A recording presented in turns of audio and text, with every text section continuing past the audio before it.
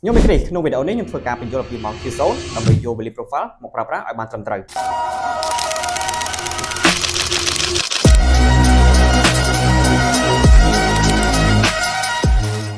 មុនយើងបានសិក្សាអំពីការប្រើប្រាស់ value profile មិនថាទីផ្សារឡើងឬក៏ទីផ្សារចុះទេអញ្ចឹងរាល់ value profile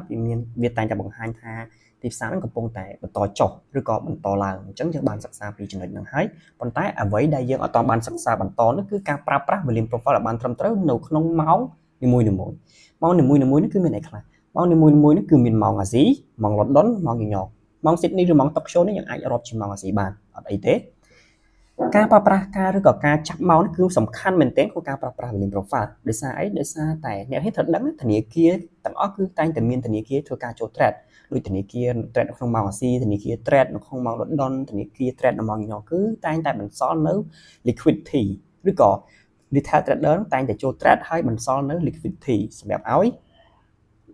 ម៉ោងផ្សេងចូលឬក៏ធនាគារផ្សេងដើម្បីធ្វើការ take យក liquidity អញ្ចឹងអាម៉ោងនេះគឺសំខាន់មែនទែនសម្រាប់ក្នុងការគូប្រើប្រាស់ value profile ឲ្យដឹងថាចំណុចណាដែលជា liquidity ឬក៏ជាចំណុចដែលគេចាប់អារម្មណ៍ធ្វើការ trade អូខេអញ្ចឹងយើងមកមើលទីផ្សារចាក់ស្ដែងកុំឲ្យសាំញ៉ាំអូខេអញ្ចឹងនេះសម្រាប់ម៉ោងគឺខ្ញុំបែងចែក3ទី1ម៉ោងអាស៊ីទី2ម៉ោង London ទី3ម៉ោង New York អញ្ចឹងខ្ញុំអត់ trade នៅម៉ោងអាស៊ីទេខ្ញុំ trade នៅម៉ោង London អញ្ចឹងខ្ញុំ trade នៅម៉ោង London តើខ្ញុំគូចាប់ពីណាម៉ោងអាស៊ីគឺយើងអាចរាប់ពីម៉ោង6ព្រឹកមកដល់ម៉ោង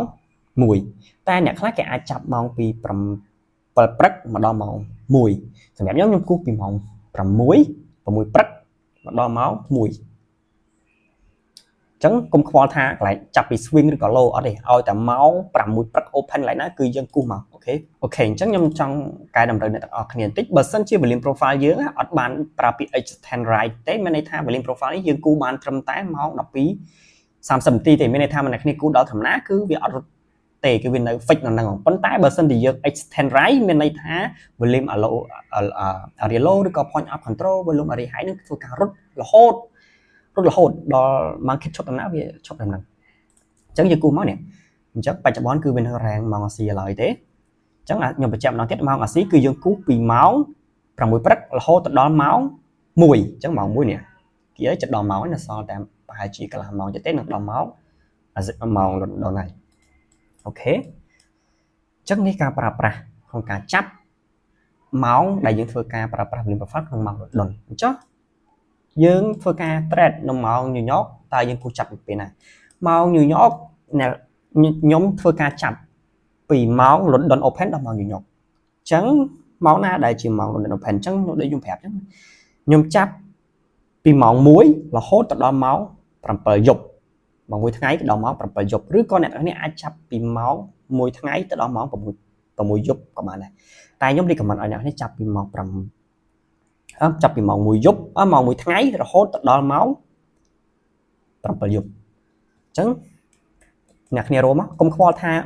admin swing low ឬក៏ swing high យើងចាប់អត់ទេសំខាន់ម៉ោង open ពេលណាគឺយើងចាប់ពេលណាឧទាហរណ៍ថា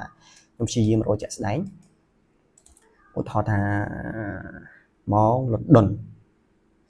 ម៉ោង1អូខេអញ្ចឹងម៉ោង1កន្លែងនេះ open អញ្ចឹងខ្ញុំគូរហូតដល់ម៉ោង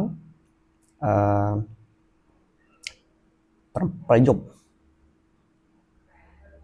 យើងគូដល់ម៉ោង open ធម្មតាយើងគូប៉ុណ្ណឹងអូខេអញ្ចឹងយើងដោយសារតែ volume នេះវាចេញមកដល់រហូតដល់ទីផ្សារ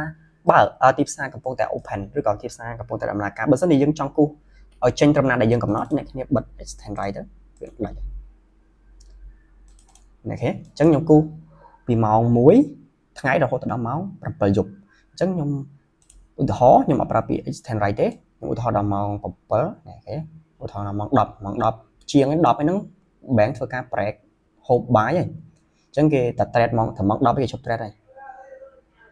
អូខេអញ្ចឹងអូខេឃើញអត់អញ្ចឹងអានេះរបៀបចាប់ម៉ោងឬក៏ប្រើប្រាស់គូស volume profile អញ្ចឹងយើងអត់ខ្វល់ថាចាប់ពី swing high មែនឬក៏ចាប់ពី swing low មែនគឺអត់ទេរាល់ដែលម៉ោងណា open ធម្មតាគឺយើងគូសធម្មតាអញ្ចឹងអ្នកគ្នាដឹងហើយនេះឃើញទីផ្សារបន្តទីផ្សារកំពុងតែ bull អញ្ចឹង កន្លែង point of control គឺបង្ហាញថាឬក៏ no point of control volume profile កំពុងតែបង្ហាញថាទីផ្សារនៅតែបន្តឡើងទេអត់ទាន់មានសញ្ញាណាចុះទេឃើញទីផ្សារកំពុងតែហក់ឡើងអត់ហើយកន្លែងនេះខ្ញុំបាន drop analyze នៅក្នុង group Telegram របស់យើងអ្នកគ្នាដឹងហើយថាកន្លែងហ្នឹងខ្ញុំបានធ្វើការ buy ហើយវាចូលរូបមន្តអីគេនៅក្នុងមេរៀនរបស់យើងអញ្ចឹងអ្នកដែលគាត់បានសិក្សាពីមេរៀនទី1រហូតដល់មេរៀនដែលខ្ញុំកំពុងតែបង្រៀននេះដល់ម៉ោង session ដល់មេរៀនសិក្សាពី session ក៏ដូចជាមេរៀនដែលយើងធ្វើការចាប់គូសម៉ោងឲ្យបានត្រឹមត្រូវហ្នឹង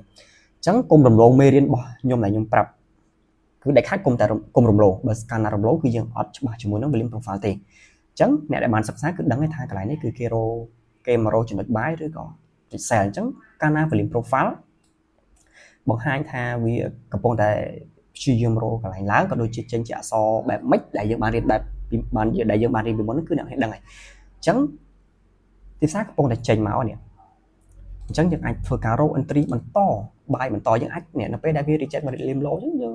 row កន្លែងចូលទៅ SL អញ្ចឹងទៅ TP volume high ក៏បានឬក៏លើនឹងឬក៏ swing ឡើងនឹងក៏បាន swing ខាងនេះឃើញអត់អញ្ចឹងតាមលទ្ធភាពដែលអ្នកអាចធ្វើបានឬក៏មកប៉ះ point of control ក៏អ្នកអាច row ធ្វើការ entry បានដែរឃើញទេបាន 2R 2R កន្លះចង់យក 2R កន្លះនេះលើ volume high តិចអូខេអញ្ចឹងការប្រើប្រាស់ក៏ដូចជាការចាប់ session គឺមានតែប៉ុណ្្នឹងទេអត់មានស្មុគស្មាញទេហើយបើសិនជាអ្នកគ្នាចង់ឲ្យ market run ទៅដល់បច្ចុប្បន្នអ្នកចុច extend right market នឹង run អូខេយើងធ្វើការ run បន្តអូខេអញ្ចឹងមេរៀនហ្នឹងគឺមានតែប៉ុណ្្នឹងទេសម្រាប់ការប្រើប្រាស់ក៏ដូចជាការចាប់គូ volume profile នៅក្នុងម៉ោងអញ្ចឹងកុំរំលងរាល់មេរៀនដែលខ្ញុំបង្រៀនគឺកុំរំលងឲ្យសោះដោយសារតែវាសុទ្ធតែជាចំណុចសំខាន់ដើម្បីឲ្យយើងធ្វើការប្រើប្រាស់ volume profile ឲ្យបានត្រឹមត្រូវគឺកុំរំលងមេរៀនឲ្យសោះដែលខ្ញុំធ្វើការដោតក្នុង YouTube ហ្នឹងអូខេជួបគ្នាវីដេអូក្រោយ